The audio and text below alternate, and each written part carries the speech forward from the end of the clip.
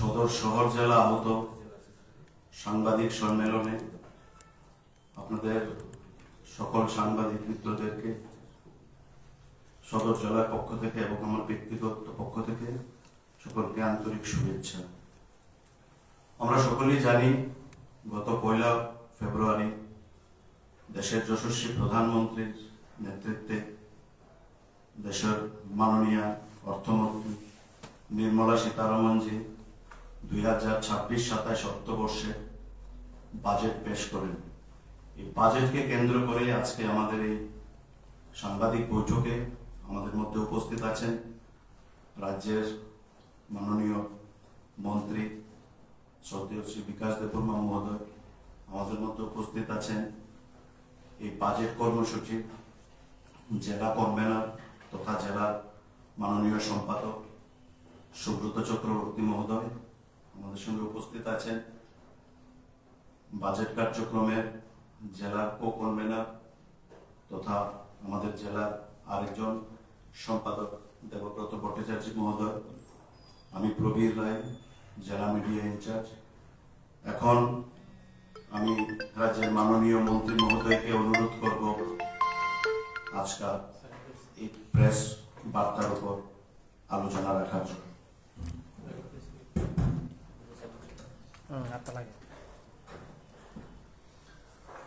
সবাইকে নমস্কার, সব মিডিয়া বন্ধুদেরকে।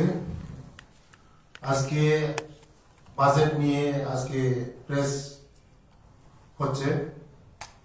প্রথমে আমি ধন্যবাদ জানাই সুব্রত চক্রবর্তী বাবুকে, জেলা সেক্রেটারি কনভেনার, দেবব্রত মল্লিক জেলা সেক্রেটারি কো convener, Prabir Roy media in charge কো কনভেনার। গত 1 ফেব্রুয়ারি বাজেট পেশ হয়েছে। আমাদের দেশের যশস্বী প্রধানমন্ত্রী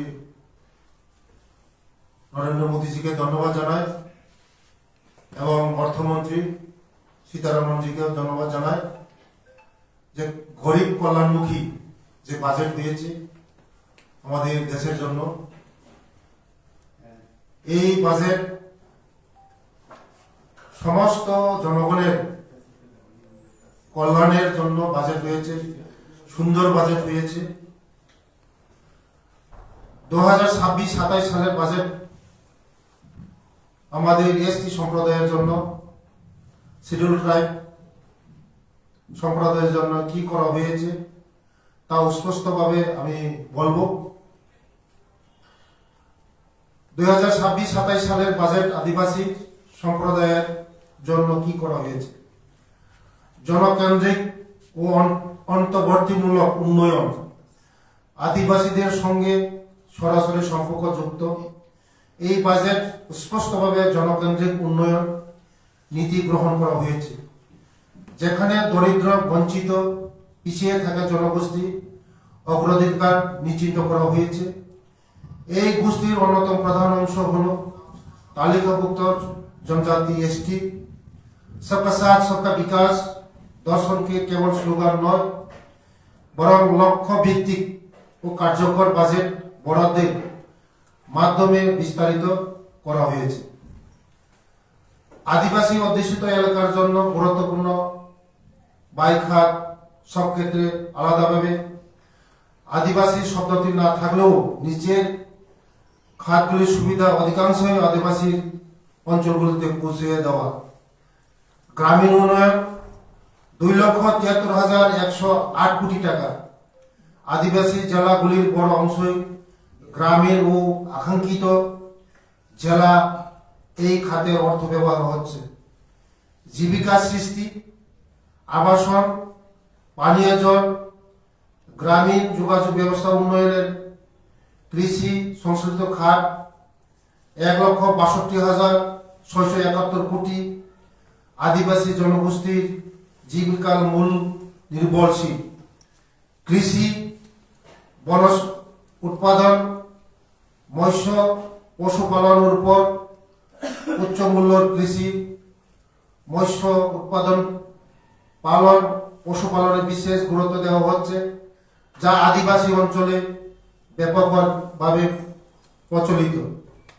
বন, মৎস্য ও ও ক্ষুদ্র বনজ উৎপাদিত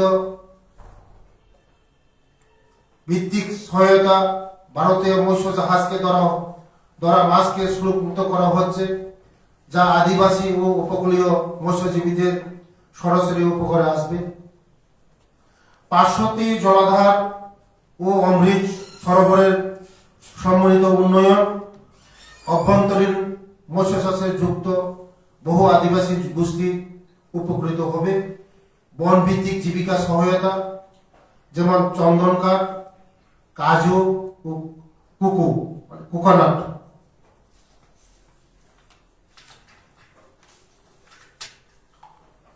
উৎপাদন পালন, পশুপালন ভিত্তিক উদ্যোগ, দক্ষতা কর্মসংস্থান ও জীবিকা সহায়তা, স্থানীয় কর্মসংস্থানের সঙ্গে যুক্ত দক্ষতা উন্নয়ন কর্মসূচি আদিবাসী যুবকদের জন্য অত্যন্ত গুরুত্বপূর্ণ সম্প্রসারণ করা হয়েছে।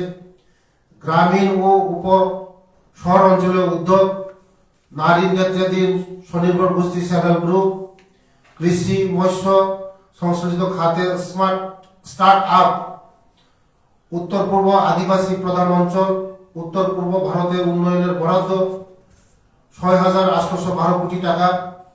ভারতের মধ্যে উত্তর পূর্ব অঞ্চলে আদিবাসী জনসংখ্যার হার সর্বাধিক। উত্তর পূর্বে বুদ্ধ সার্কিট উন্নয়নের আদিবাসী সাংস্কৃতিক ভিত্তিক পর্যটন জীবিকা বৃদ্ধি পাবে। টিয়ার 2 ও টিয়ার 3 শহরের অবকাঠামো উন্নয়ন, পাহাড়ি ও সীমান্তবর্তী আদিবাসী অঞ্চল উপকৃত হবে। শিক্ষা, স্বাস্থ্য, সামাজিক সুরক্ষা, আদিবাসীদের উপর শক্ত প্রভাব সম্প্রসারণ, জেলা হাসপাতাল, জরুরি ট্রমা কেয়ার সেন্টার শক্তিশালীকরণ, মানসিক স্বাস্থ্য প্রতিষ্ঠান তেজপুর সহ যা একটি আদিবাসী অঞ্চল হাব। প্রতিটি জেলায় স্টিম শিক্ষা প্রতিষ্ঠানে মেয়েদের হোস্টেল আদিবাসী মেয়েদের উচ্চশিক্ষার প্রবেশ সহজ করবে। শাসন ব্যবস্থা ও সুযোগ প্রাপ্তি, আস্থা ভিত্তিক শাসন সংস্কার, অনুভূতি পালনের জটিলতা কামানো হয়েছে, যা উপকারী আদিবাসী সমবায়, স্বনির্ভর গোষ্ঠী সেলফ হেল্প গ্রুপ, বনজ উৎপাদন সংগ্রহকারী সংগঠনের জন্য সহজ ঋণ, কর সংক্রান্ত জটিলতা হ্রাস, সরলীকৃত প্রক্রিয়া, আদিবাসী উদ্যোক্তাদের আর্থিক অন্তর্ভুক্তি বাড়বে। আমাদের দেশের যশস্বী প্রধানমন্ত্রী আমাদের জনজাতিদের জন্য আমি উল্লেখ করেছি, আমাদের জনজাতিরা আমরা উপকৃত হবে। তা কখনো যে সরকার, আগের সরকার আমাদের জনজাতিদের জন্য চিন্তা করতো না, বিরোধিতার সমালোচনা করে, কিন্তু বিরোধিতার সমালোচনা করবেই।